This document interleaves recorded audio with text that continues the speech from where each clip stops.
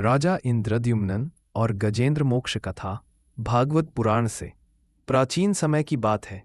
राजा इंद्रद्युम्न नामक एक महान भक्त हुआ करते थे। वे भगवान विष्णु के परम उपासक थे। उनका जीवन तप, ध्यान और भक्ति में व्यतीत होता था। एक बार जब वे अपने आश्रम में भगवान का ध्यान कर रहे थे, उसी समय अगस्त्य ऋषि वहां पहुंचे।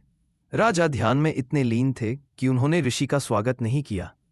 ऋषि को यह अभिमान लगा कि राजा अहंकारी हो गया है। उन्होंने क्रोध में आकर उसे हाथी बनने का शाप दे दिया। राजा ने विनम्रता से कहा, मुनिवर, यदि यह आपका निर्णय है तो कृपा कर यह आशीर्वाद भी दें कि जब मैं संकट में पड़ूं तब प्रभु स्वयं मुझे मुक्ति दें। ऋषि ने यह वरदान स्वीकार किया। राजा इंद्रद्युम्न हाथी के रूप में जन्मे, गजेंद्र नाम से।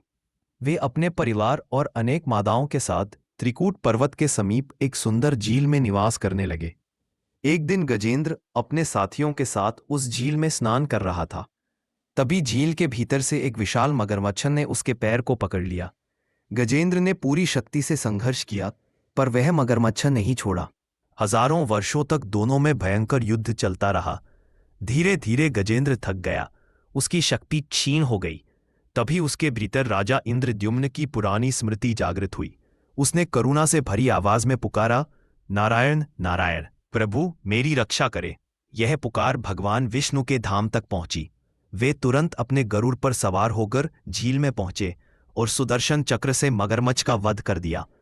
गजेंद्र ने अपनी सूंड में एक कमल उठाकर भगवान विष्णु को अर्पित किया। उसी क्षण वह अपने हाथी रूप से मुक्त होकर पुनः दिव्य रूप में प्रकट हुआ।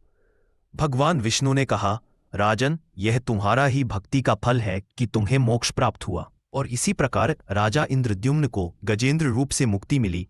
यह कथा बताती है कि भक्ति कभी व्यर्थ नहीं जाती। सच्चे हृदय से किया गया स्मरण प्रभु को अवश्य प्रकट कर देता है।